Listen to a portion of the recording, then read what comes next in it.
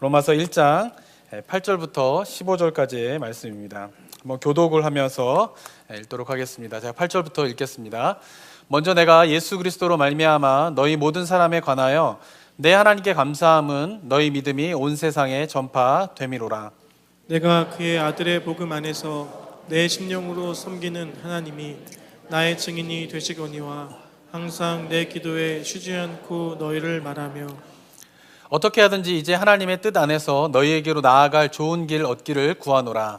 내가 너희 보기를 간절히 원하는 것은 어떤 신령한 은사를 너희에게 나누어 주어 너희를 견고하게 하려 함이니 이는 곧 내가 너희 가운데서 너희와 나의 믿음으로 말미암아 피차 아니함을 얻으려 함이라. 형제들아 내가 여러 번 너희에게 가고자 한 것을 너희가 모르기를 원하지 아니하노니 이는 너희 중에서도 다른 이방인 중에서와 같이 열매를 맺게 하려 함이로되 지금까지 길이 막혔도다. 헬라인이나 야만인이나 지혜 있는 자나 어리석은 자에게 다 내가 빚진 자라. 그러므로 나는 할 수 있는 대로 로마에 있는 너희에게도 복음 전하기를 원하노라. 아멘. 저는 모태신앙으로 이제 신앙생활을 시작했습니다. 그런데 제가 중학교 때 이제 예수님을 구주로 영접하면서 회심했던 그런 일이 중학교 때 있었습니다. 근데 예수님을 제가 이제 구주로 영접하고 내가 죄인이구나라고 하는 것을 고백했던 것이 기도하는 가운데 그런 것을 경험하게 되었어요. 기도하는 데에 갑자기 그 제 그런 죄의 모습에 대한 것들을 깨닫게 되고요. 중학교 때 죄를 지었으면 얼마나 많이 졌겠습니까, 제가. 그래도 희한하게 그렇게 아무렇지도 않던 삶 가운데에 그 기도 시간에 갑자기 내가 죄인이구나라고 하는 것을 강력하게 느끼게 되면서 나를 위해서 죽으신 예수 그리스도, 내가 주님을 나의 구주로 영접합니다, 이런 고백을 하게 되었던 것 같아요. 그러니까 저는 이제 기도하면서 하나님을 만난 것이죠. 그러니까 누가 이렇게 설명해주고 누가 도움을 줘서라기보다는 기도하는 가운데에서 하나님을 만나게 되는 그런 체험을 하게 되었습니다. 근데 그래서인지 몰라도 그 다음부터 제가 열심히 했던 게 뭐냐면 기도를 굉장히 열심히 했어요.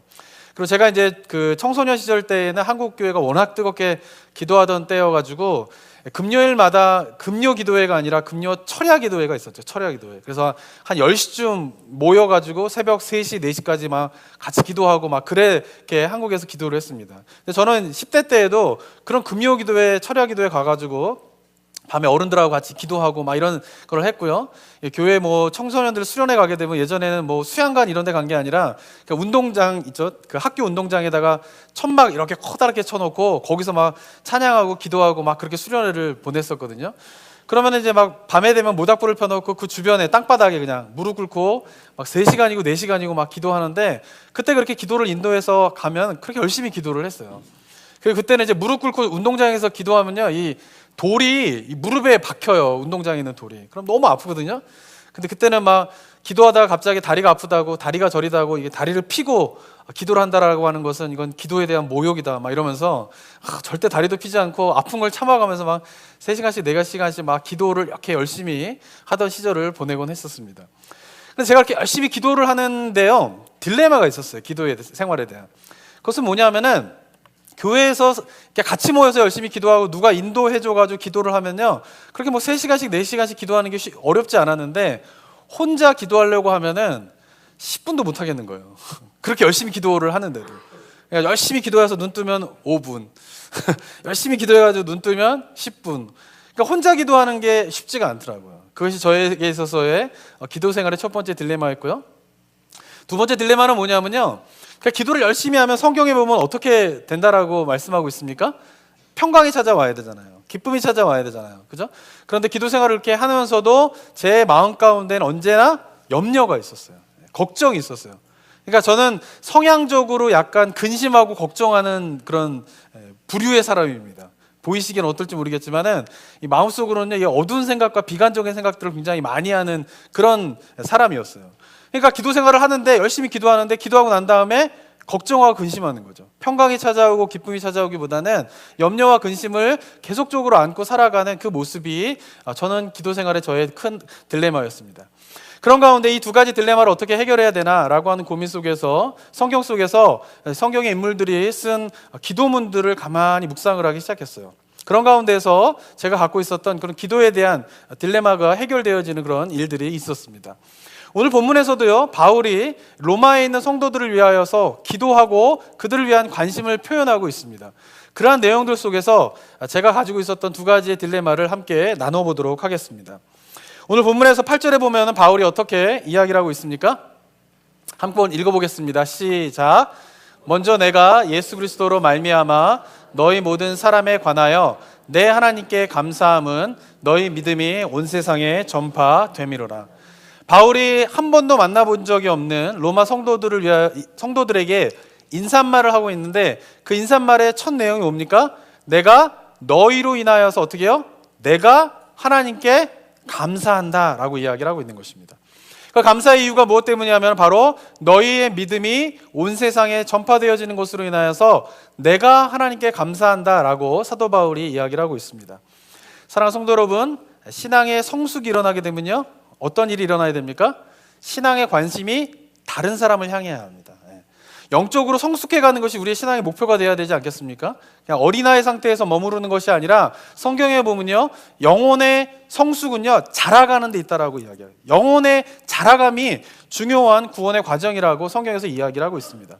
그런데 그 영혼의 자라감, 성숙함이 일어나게 되면 반드시 수반되어지는 일이 뭐냐면은 신앙의 관심이 나에게만 있지 않다라는 것이에요.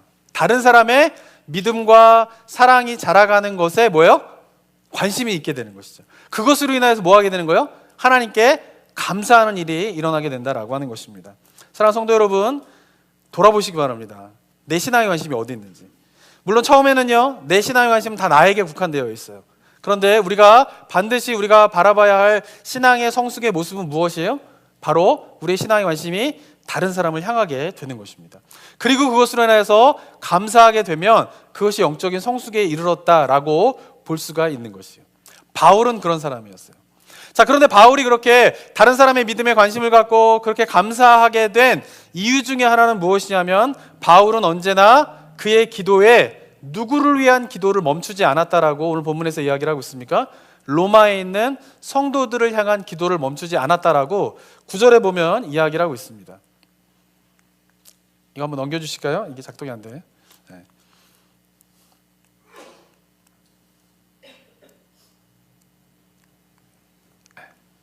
네, 안 되네요. 이게 넘겨주시면 좋겠습니다. 슬라이드를. 네, 9절 한번 읽어보겠습니다. 시작. 내가 그의 아들의 복음 안에서 내 심령으로 섬기는 하나님이 나의 증인이 되시거니와 항상 내 기도에 쉬지 않고 너희를 말하며.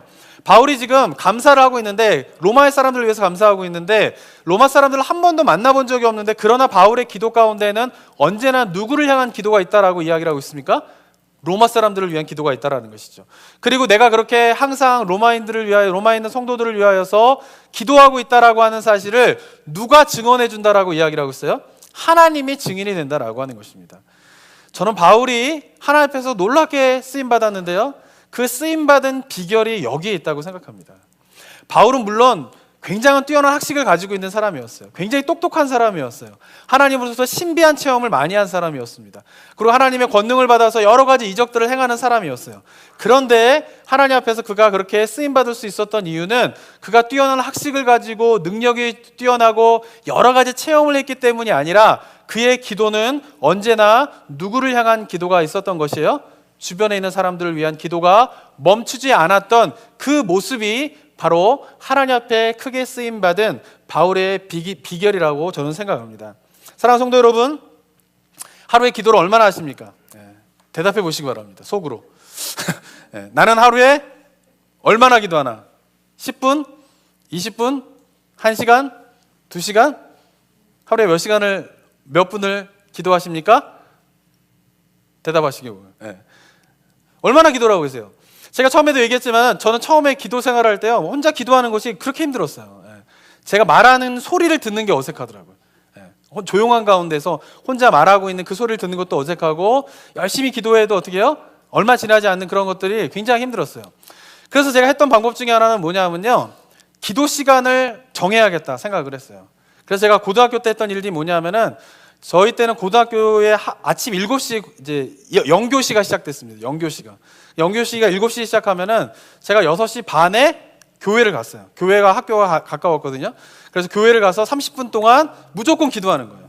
되든 안 되든. 그 시간을 무조건 지키는 것이에요. 그런데 처음에는 너무나 어색하고 그 시간을 보내는 것이 힘들고 어려웠는데 그 시간을 무조건 지키는 생활을 하면서 제 가운데 일어났던 것은 뭐냐면은 개인적으로 기도하는 그 기도의 문들이 열리기 시작했다라고 하는 것입니다. 저는요, 우리 성도님들과도 동일한 도전을 합니다. 하루에요, 기도의 시간을 정하시기 바랍니다. 그리고 그 시간을 무조건 채우세요. 20분, 내가 20분 기도하겠다, 10분 기도하겠다, 30분 기도하겠다, 딱 정하세요. 그리고 무조건 그 시간에는 무엇만 하셔야 돼요? 기도만 하시는 시간을 보내시는 거예요.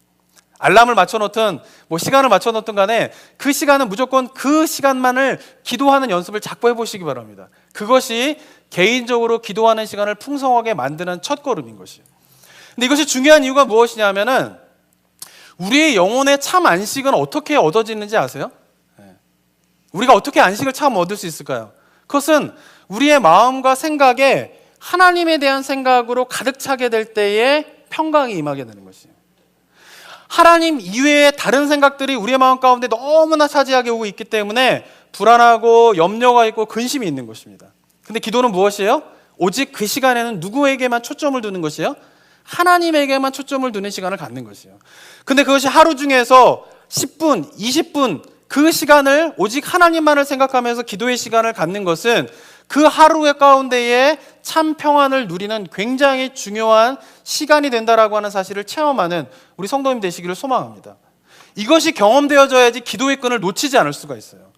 이것이 경험되어지지 않으니까 기도해도 기도 안 해도 내 삶은 잘 굴러가는 것 같아 라는 마음이 있다라고 하면, 그런 삶 가운데에서 생활하고 있다라고 하면 신앙에 큰 문제가 있는 것이요.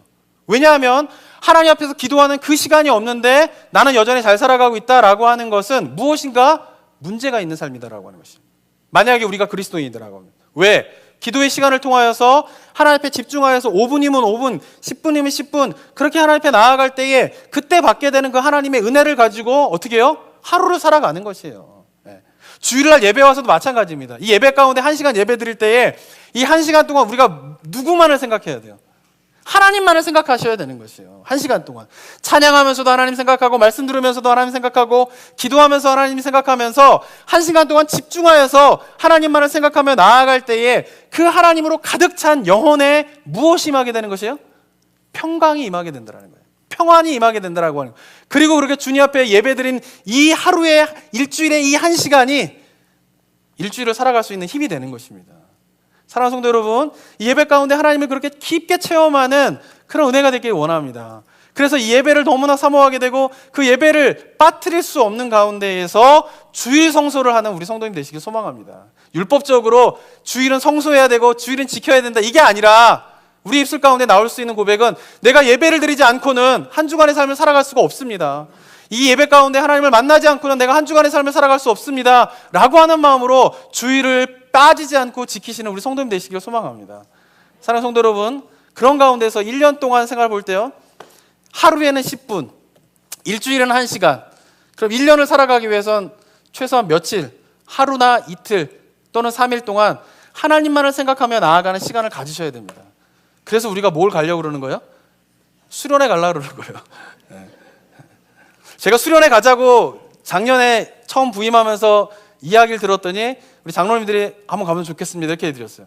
제가 수련회를 중요하게 생각하는 이유는 뭐냐면요, 제 경험 속에서도요, 수련회 가시든지 아니면 개인적으로 기도원을 가시든지 그거는 괜찮습니다. 근데 개인적으로 2박 3일 또는 1박 2일 동안 1년 중에 그런 시간을 꼭 가지셔야 돼요. 일상의 삶을 떠나가지고 삶과 완전히 분리돼가지고 하나님만 생각할 수 있는 환경 가운데에서 1박 2일, 2박 3일을 보내는 것이 우리의 영혼에 안식을 준다라고 하는 것이에요. 그런데 혼자는 힘드니까, 혼자는 그런 시간을 보내기 힘드니까 교회가 다 같이 한번 2박 3일 동안 가자는 거예요. 기도원에 산속에 들어가서 핸드폰도 좀 꺼놓고, 막 바쁘게 살던 삶 짬 내려놓고 2박 3일 동안 좀 하나님만 생각하면서 우리가 나아가 보자라는 것이에요. 그런데 하루, 이틀, 3일 지나면요, 마음에 평강이 찾아옵니다. 진짜인지 아닌지 한번 가보시기 바랍니다. 제가 수련회를 많이 다녔어요. 제가 수련회 인생만 정말 얼마나 많이 제가 다닌 수련회만 진짜 몇백 회를 다녔을 것이에요. 근데 공통적으로 느끼는 게 뭔지 아세요? 첫날보다는 마지막 날 은혜 받아요. 이유가 무엇 때문일까요? 첫날에는요 집중이 안 돼요. 살다 온 삶의 흔적들이 마음 가운데 가득 차 있어서. 근데 하루를 지내고 이틀을 지내고, 그러니까 저는 그래서 수련회 같은 데 가면 4박 5일 가야 된다고 생각을 하는데 현실적으로 불가능하니까 그냥 2박 3일 간단하게 가는 거예요. 2박 3일이 간단한 거예요. 그죠? 그런데 하루, 이틀, 3일 지나면서 하나님만을 생각하면서 다른 일상을 다 내려놓고 나아갈 때 그 속에 하나님의 평강이 임하게 돼요. 사랑하는 성도 여러분, 평강은 어떻게 임하게 되는지를 여러분 잘 알으셔야 돼요. 우리 마음 가운데 누구만을 생각하고 하나님의 말씀으로만, 하나님에 대한 걸로만 생각하며 그것이 마음속에 가득 차오지게 될 때에 그때 평강이 임하게 된다라고 하는 것이죠. 다시 바꿔 말하면 우리 삶에 불안함과 염려가 가득 찬 이유는 뭐냐면요, 우리 마음에 하나님을 생각하고 하나님을 둘 만한 여력이 없는 거예요. 여유가 없는 거예요. 그렇게 훈련되어지지 않는 것이죠. 그래서 어떻게 해요? 하루에 10분 또는 일주일 가운데 예배 시간 또는 1년 가운데 1박 2일 또는 2박 3일 동안 훈련하면서 하나님 앞에 나아가게 될 때에 그 가운데 주님을 깊이 만나고 체험하게 되는 은혜가 있게 될 줄을 믿습니다. 사랑하는 성도 여러분, 도전합니다. 기도의 시간을 드리시기 바랍니다. 주일 예배 시간을 지키시기 바랍니다. 그리고 가끔가다 기도원 가시거나 아니면 교회가 한 마음을 모아서 수련회 가면서 하나님을 깊이 체험하게 되는 은혜가 저와 여러분의 삶들 가운데 있게 되기를 소망합니다. 우리가 기도는요 훈련이에요. 훈련. 이거는 연습해야지 가능한 것이에요. 미국에 왔다고 말이 영어가 잘 됩니까? 미국에 오니까 영어가 잘 되세요? 아니죠. 일본에 가면 일본어가 잘 되나요? 중국에 가면 중국어가 잘 되세요? 아니에요. 미국에 와도 영어를 뭐 하셔야 돼요? 훈련해야 돼요. 훈련해야 돼요. 마찬가지로 그리스도인이 됐다가 기도가 되는 게 아니에요. 그리스도인이 됐다고 하나님만을 생각할 수 있는 게 아니에요. 하나님을 생각하고 기도하기 위해서는 무엇을 하셔야 돼요? 훈련하셔야 돼요. 연습하셔야 돼요. 그 시간을 들이셔야 돼요. 그래야지 뭐예요? 하나님을 만나게 되고 하나님께 대화하게 되고 그 대화하는 가운데 주님만을 바라보게 되면서 그 영혼 가운데에 하나님이 주시는 참 평안이 임하게 될 줄을 믿습니다. 그것을 체험하는 저와 여러분이 되기를 소망합니다. 그런 가운데 우리가요 하나님 앞에 기도하기 원하는 것은요, 기도 생활할 때요 좀 더 풍성한 기도 생활을 원하신다면 기도 제목들이 달라지셔야 돼요. 처음에는 자기만을 위해서 기도하다가요 이제는 누구를 위해서 기도하셔야 돼요? 주변에 있는 사람들 위해서 기도해 보세요. 기도하다 보면요 자기만을 위해서 기도하면요 매일 자기만을 위해서 한번 기도해 보세요. 일주일 기도하면 기도할 게 없어요. 매일 20분씩 자기만을 위해서 한번 기도해 보세요. 일주일 지나면요 그렇게 기도할 게 별로 없어요. 그런데 어떻게 많은 사람들이 30분이고 1시간이고 기도하는 시간을 갖게 됩니까? 다른 사람을 위한 기도가 있기 때문에 그런 것이죠. 저도요 저만을 위해서 기도하다가요 다른 사람을 위해서 기도하는 시간을 갖게 될 때요 어느 순간 느끼게 되는 게 있었어요. 그것이 뭐냐 하면은 저를 위한 기도보다는 다른 사람을 위한 기도의 시간이 늘어나기 시작하는 거지. 그런데 더 놀라운 거는 뭐냐면은 저를 위한 기도보다 다른 사람을 위한 기도의 시간이 늘어나는데 희한하게 제가 기도하는 시간이 없어서 기도 제목을 하나님께 낱낱이 다 아뢰지 못했는데 제 기도 제목이 응답받는 일을 경험하게 됩니다. 저는 우리 성도님들도 이런 체험이 있게 되길 원합니다. 다른 사람을 위해서 기도하는데 제 기도 제목이 응답받아요. 신비롭지 않습니까? 중보기도의 힘이 거기에 있는 것이에요. 특별히 교회로 모여서요 우리가 나성북부교회로 이렇게 모였다라고 하면요 반드시 우리 안에서 일어나야 될 일이 있습니다. 그것은 뭐냐면 서로가 서로를 위해서 기도하는 그 일들이 일어나야 돼요. 우리가 나성북부교회라고 하는 교회로 부르신 중요한 이유 중에 하나는 뭐냐면요 서로가 기도의 끈으로 연결되어지기 위함임을 기억하시기 바랍니다. 아름다운 공동체는요 서로가 서로를 위해서 기도하는데요 제가 A를 위해서 기도하고 A는 B를 위해서 기도하고 B는 C를 위해서 기도하고 C는 D를 위해서 기도하면서 서로가 서로를 위해서 기도하다 보면요 제가 굳이 제 기도 제목을 가지고 기도하지 않더라도 기도의 역사가, 기도의 응답이 이루어지게 됩니다. 왜? 다른 사람들이 어떻게 해요? 저를 위해서 기도해 주고 있기 때문에 그래요. 교회의 아름다움은 거기에 있는 것이에요. 내가 굳이 나만을 위해서 기도하지 않고 다른 사람을 위해서 열심히 기도하는데 서로가 서로를 위해서 기도하는 가운데에서 모두가 하나님 앞에서 기도의 응답을 받으며 하나님의 인도하심을 받게 되는 그 교회의 모습, 그것이 저는 교회의 아름다움이라고 생각합니다. 그 교회의 아름다움이 회복되어지는 우리 나성북부교회가 되기를 소망합니다. 사랑하는 성도 여러분, 그런 의미에서요 우리 가운데에 좀 소그룹으로 많이 모여지는 일들이 좀 일어나게 되길 원합니다. 지금은 섬김의별로 모이시는데요 섬김의별로 기도 제목을 나누시는 거 굉장히 중요합니다. 그리고 기도 제목을 들으셨으면 각자 돌아가셔가지고 개인 기도 시간에 뭐 하셔야 돼요? 들은 기도 제목을 가지고 기도해 보시기 바랍니다. 제가 약속드립니다. 다른 사람을 위해서 기도하게 될 때에 자신의 영혼이 자라가는지 안 자라가는지 한번 테스트해 보세요. 내가 다른 사람을 위해서 기도하는데 그 기도 가운데에 하나님의 깊은 은혜와 하나님의 복을 누리게 되는지 안 누리게 되는지 체험해 보시기 바랍니다. 그래서 우리가 뭐예요? 소그룹으로 모여서 서로 나누는 것이 굉장히 중요합니다.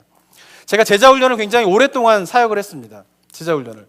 근데 제자훈련을 하면서 제가 느끼게 되는 게 뭐냐면요, 제가 했던 제자훈련 프로그램은요 2년 동안 했어야 됐어요. 매주 빠지지 않고 100주를 해야 됩니다. 100주. 굉장히 긴 시간이에요. 별의별 거를 훈련을 많이 하게 됩니다. 그런데 놀라운 거는 뭐냐면요, 그 훈련을 받을 때의 영적인 성장은 한 30%예요. 그런데 2년 동안 그 제자훈련을 받은 사람이 2년 정도의 제자훈련을 마치고 난 다음에 자기가 리더가 돼서 자기가 누군가를 제자 삼게 되기 시작하면서 70%가 자라게 돼요. 그러니까 영적인 성숙은 어디에서 일어나게 되냐면은 내가 누군가를 돌보게 되고 내가 누군가를 위해서 기도하게 되고 내가 누군가를 위해서 품게 되는 그때부터 진정한 제자훈련이 일어나게 된다라고 하는 것입니다. 사랑하는 성도 여러분, 그런 가운데서 저는 교회에서 앞으로 소그룹으로 많은 그룹들이 일어나게 되길 원합니다. 기도하는 모임, 또 성경을 가르치는 모임, 섬김의 모임, 그런 여러 가지 모임들을 통하여서 우리가 그저 나만을 위해서 살아가는 신앙이 아니라 서로가 서로를 돌보면서 그런 가운데에서 우리가 영적으로 성장하고 자라게 되는 은혜가 저희 교회 가운데 있게 되기를 소망합니다. 그러한 것을 함께 품으며 체험하는 저와 여러분이 되기를 소망합니다. 두 번째로요, 우리가 생각해 봐야 할 것은 있는데, 바울의 이야기 속에서 한번 10절과 15절에 보면 이렇게 말하고 있습니다. 10절 한번 읽어보도록 하겠습니다. 시작. 어떻게 하든지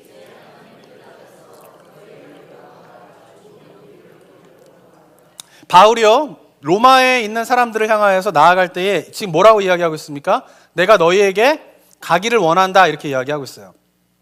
그런데 이 로마서를 쓸 때에 가기를 원한다 이런 말이 아니라요, 이미 로마 사람들을 만나기 위해서 여러 번 내가 시도했다라고 이야기를 하고 있습니다. 13절을 보실까요? 형제들아, 내가 여러 번 너희에게 가고자 한 것은 너희가 모르기를 원치 아니하노니. 어떻게 했대요? 여러 번 로마에 가려고 시도했다는 거예요. 그런데 너희 중심에서도 다른 이방인 중에서와 같이 열매를 맺게 함이로되 지금까지는 뭐 했대요? 길이 막혔다라고 이야기합니다. 로마에 바울이 가려고 했던 이유가 무엇 때문일까요? 로마의 관광을 위해서 갈까요? 거기에 친구가 있으니까 친구를 만나러 갈까요? 바울이 로마를 가고자 했던 유일한 이유가 무엇 때문일까요? 복음을 전하기 위해서요. 그런데 로마에 가고자 복음을 전하고자 여러 번 가기를 시도했는데 어떻게 됐대요? 길이 막혔다라는 것이요. 실패했다라고 하는 것이요. 저는 이 사실이 굉장히 우리가 기도를 생각할 때 중요한 포인트라고 생각합니다. 바울을 일반적으로 사람들이 생각할 때 어떤 사람이라고 생각합니까? 하나님 앞에 놀라운 쓰임을 받은 사람이에요. 그가 기도하면요 죽은 사람도 일어났어요. 그가 기도하면요 병들이 나았습니다. 그가 기도하면요 교회가 세워졌어요. 그가 기도하면요 사람들이 회심하는 일이 일어났어요. 그렇게 놀라운 일을 행했던 사람인데 우리가 생각할 때 착각은 뭐냐면은 그의 삶 가운데 그렇기 때문에 삶의 문제와 어려움들이 기도하면 다 해결됐을 거야 라고 하는 생각을 갖기 쉽습니다. 그런데 오늘 본문에서 보면 어때요? 바울이 로마에 가고자 여러 번 시도했는데 어땠다라는 거예요? 가지 못했다라는 거예요. 실패했다라고 하는 것이죠. 뿐만 아니라 다른 본문에 보면요 로마서 15장 22, 23절에도 보면은 그러므로 또한 내가 너희에게 가려 했던 것이 여러 번이었는데 막혔다라고 하는 것이요. 이제는 이 지방에 일할 곳이 없고 또 여러 해 전부터 언제든지 서바나로 갈 때에 너희에게 가기를 바라고 있었으니. 서바나는 스페인입니다. 지금 그 스페인에 가고자 여러 번 시도를 하고 그 가운데 로마에 가고자 했지만 실패했다라고 하는 것이에요. 고린도후서를 보면요 바울이 이렇게 이야기합니다. 바울은요 자기에게 질병이 있었어요. 7절에 보면은 여러 계시를 받은 것이 지극히 크므로 너무 자만하지 않게 하시려고 내 육체의 가시 곧 사단의 사자를 주셨으니 이는 나를 쳐서 너무 자만하지 않게 하려 하심이라. 여기서 말하는 육체의 가시는 질병을 이야기합니다. 질병을. 어떤 질병이 있었는지는 서신서에 보면 정확하게 나와 있지 않지만은 전해 내려오는 이야기에 따르면은 바울이 간질병을 걸렸다라고 하는 이야기도 있습니다. 간질병에 걸리면 얼마나 생활하기가 힘듭니까? 사역하는데 얼마나 어려움이 있겠어요? 그래서 바울이 뭐 했다라고 하는 것이요? 그것을 고쳐달라고 기도했다라고 하는 것이요. 8절에 보면은 이것이 내게서 떠나가게 하기 위해서 내가 몇 번 주께 간구했다고요? 3번이나 간절한 마음으로 기도했는데 그 질병을 고치지 못했다라고 하는 것이요. 9절에서 이렇게 이야기합니다. 나에게 이르시기를 내 은혜가 내게 족하도다. 이는 내 능력이 약한 데서 온전하여 짐이라 하신지라. 그러므로 도리어 크게 기뻐함으로 나의 여러 연약한 것들에 대하여 자랑하리니 이는 그리스도의 능력이 내게 머물게 하려 하심이라. 질병이 있어서 그것을 고쳐달라고 기도했는데 고침을 받지 못했다라는 것이에요. 다른 사람의 병은 기도로 고치는 사람이, 죽은 사람은 기도로 살려내는 사람이 정작 자기의 질병을 놓고 기도했는데 고침을 받지 못했다라고 하는 것이에요. 데살로니가서 2장에 보면요, 또 이렇게 고백하고 있습니다. 그러므로 나 바울은 한 번, 두 번 너에게 가고자 하였으나 누가 막았대요? 사단이 우리를 막았다라고 이야기하고 있습니다. 2차 전도여행 때에 데살로니가에서 전도를 할 때 핍박이 있게 됩니다. 3주 만에 떠날 수밖에 없었어요. 떠나고 난 다음에 그 데살로니가 사람들을 너무나 그리워했기 때문에 바울이 데살로니가에 다시 돌아오고자 여러 번 시도를 했다라고 하는 것이에요. 그런데 누가 막았대요? 사단이 막았다라고 하는 것이에요. 그가 뭐예요? 계획했던 일이 되지 않은 일이 일어나게 되었다라고 하는 것이죠. 그리고 사도행전 16장 7절에 보면요, 한번 같이 한번 읽어볼까요? 시작. 무시아 앞에 이르러 비두니아로 가고자 애쓰되 예수의 영이 허락하지 아니하시는지라. 2차 전도여행 때 1차 전도여행 했던 소아시아 지방을 다시 한번 전도하러 갈 때에 누가 막으셨다라고 본문에 이야기하고 있어요? 예수의 영이 막았다라고 이야기를 하고 있어요. 자기가 뜻한 대로, 계획한 대로 뭐예요? 하나님이 그것을 원하지 않으셨다라고 이야기를 하고 있다라고 하는 것입니다. 고린도후서 11장 23, 25절에 보면요, 그가 얼마나 많은 사역 가운데 고통이 있었는지에 대한 이야기를 합니다. 23절에 보면요, 그들이 그리스도의 일꾼이나 정신없는 말을 하거니와 나는 더욱 그러하도다. 내가 수고를 넘치도록 하고 옥에 갇히기도 하고 더 많이 하고 매도 수없이 맞고 여러 번 죽을 뻔하였으니 유대인들에게 40에 하나 감한 매를 5번이나 맞았다라고 되어 있어요. 40에 하나 감한 매는 몇 대를 맞았을까요? 39대를 맞은 거예요. 왜 39대를 맞았냐면요, 유대인들이 생각할 때요, 사람을 40대 때리면 죽을 거라고 생각했어요. 그래서 한 대 빼준 거예요. 그 말은 무슨 말이에요? 뭐 할 때까지 때린 거예요? 죽을 때까지 때린 거예요. 그래서 39대를 때린 거예요. 그러니까 죽기 직전에 위협을 맞았다라고요. 39대를 맞으면서. 그것을 몇 번이나? 5번이나 그랬다라는 것이죠. 3번 태장으로 맞고요, 1번 돌로 맞고요, 3번 파선하고요, 일주야를 어떻게 해요? 깊은 바다에서 지내게 되었고요, 여러 번 여행하면서 강의 위험과 강도의 위험과 동족의 위험과 이방인의 위험과 시내의 위험과 광야의 위험과 바다의 위험과 거짓 형제 중에 위험을 당하고 또 수고하고 애쓰고 여러 번 어떻게 해요?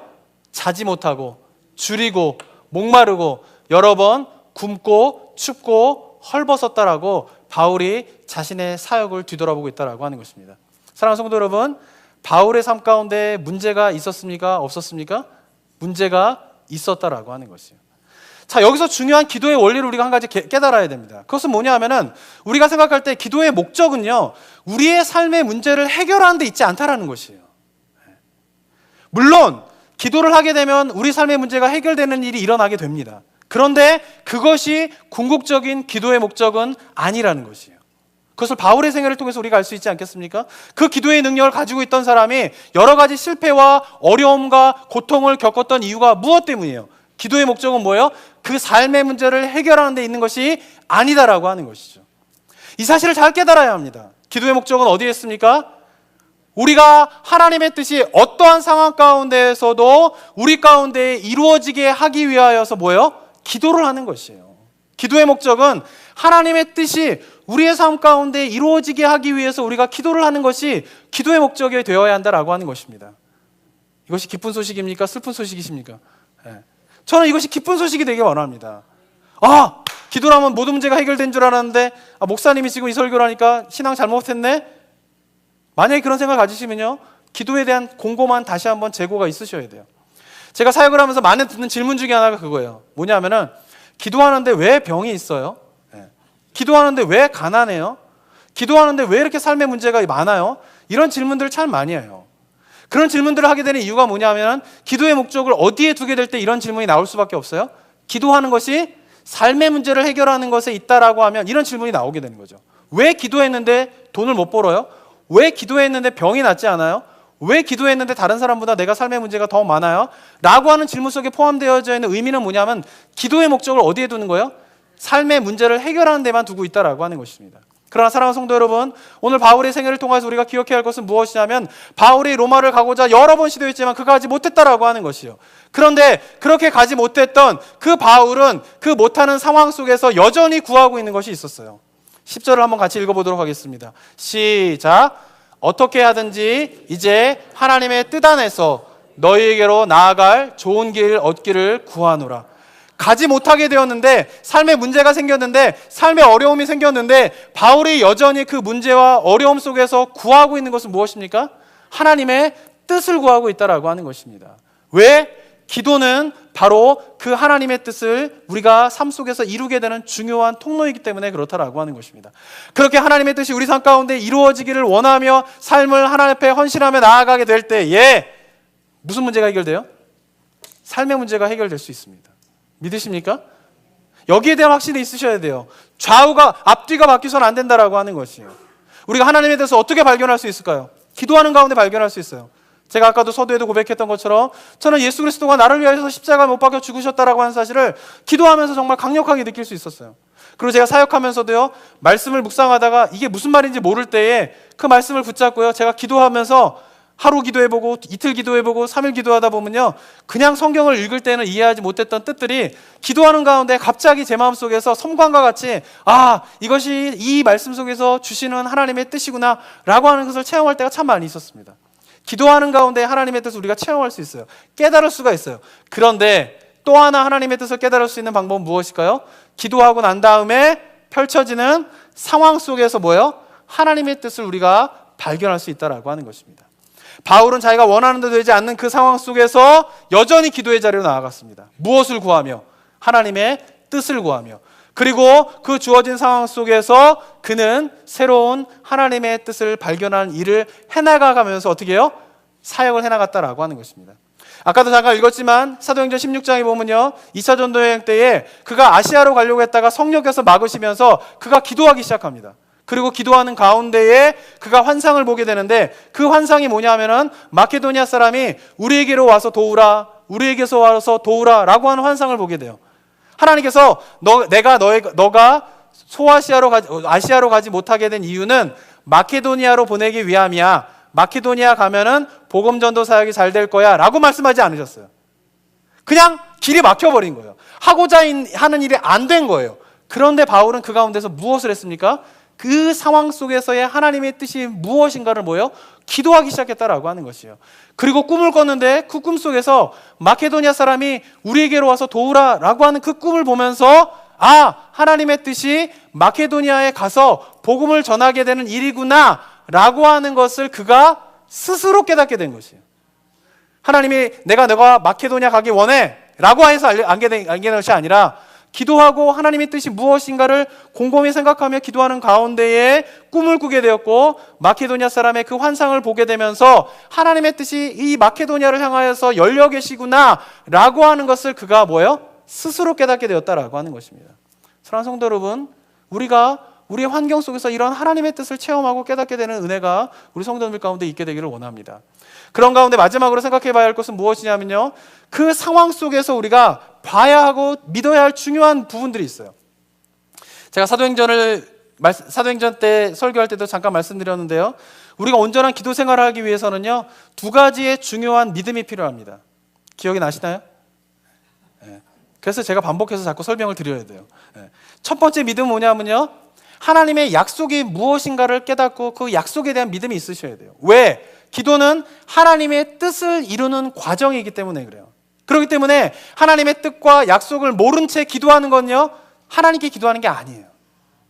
다른 종교에서도 다 그렇게 기도해요. 그런 기도가 다른 것이 무엇일까요? 하나님의 약속과 뜻이 무엇인지를 알고 그것에 대한 믿음을 가지고 기도하는 것이 우리가 기도할 때 가져야 할 첫 번째 믿음입니다. 두 번째 믿음은 무엇이냐면요, 그렇게 하나님의 뜻을 깨닫고 붙잡고 열심히 기도하고 난 다음에 그 다음에 펼쳐지는 상황에 대한 믿음이 있어야 돼요. 상황에 대한 믿음이라고 하는 것은 뭐냐면요, 하나님의 약속의 말씀을 붙잡고 열심히 기도했어요. A라고 하는 상황이 펼쳐질 것에 대해서 열심히 기도했어요. 그런데 B라고 하는 상황이 펼쳐지면 어떤 마음이 들어요? 하나님이 기도에 응답하지 않으셨구나라고 생각을 합니다, 보통. 그죠? 하나님이 내 기도를 들어주지 않으셨구나라고 생각을 하는 것이에요. 그러나 사랑하는 성도 여러분, 우리가 믿는 하나님은 어떤 하나님이에요? 살아서 우리 삶 가운데 역사하시는 분이십니다.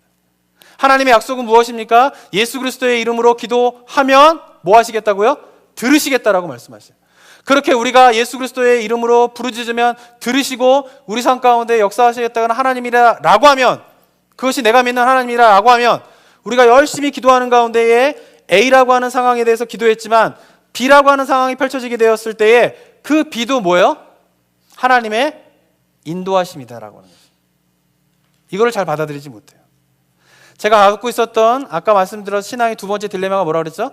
기도하고 불안해해요. 기도하고 염려해요. 기도하고 걱정해요. 이유가 무엇 때문일까요? 제가 A라고 하는 상황에서 막 기도했을 때에 A라고 하는 상황이 딱 되면 불안하지 않죠. 염려하지 않죠.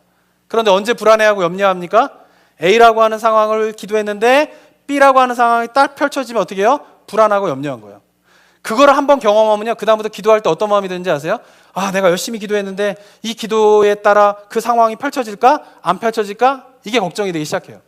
그러면서 드는 마음은 뭐예요? 안 펼쳐지면 하나님이 내 기도를 안 들으시는 거고, 그럼 내가 뭘 잘못했나? 내가 기도를 잘못하고 있는 건가? 이런 식으로 막 생각을 하면서 기도를 하고 난 다음에도 여전히 불안함과 걱정 가운데 살아가고 있는 삶의 모습들이 제 안에 있었다라고 하는 것이에요.